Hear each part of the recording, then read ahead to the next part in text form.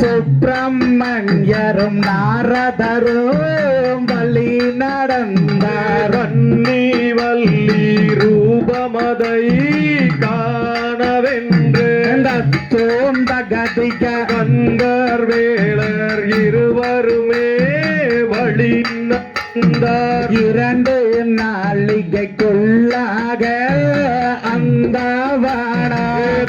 தோந்தகதிக விவரமாக சொல்லிடுவாய் நாரதாரே.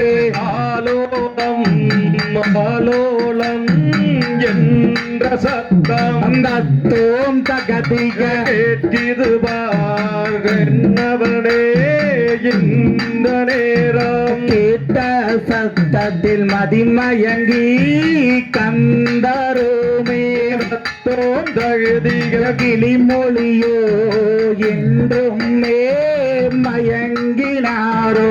தேவதையோ பூவதையோ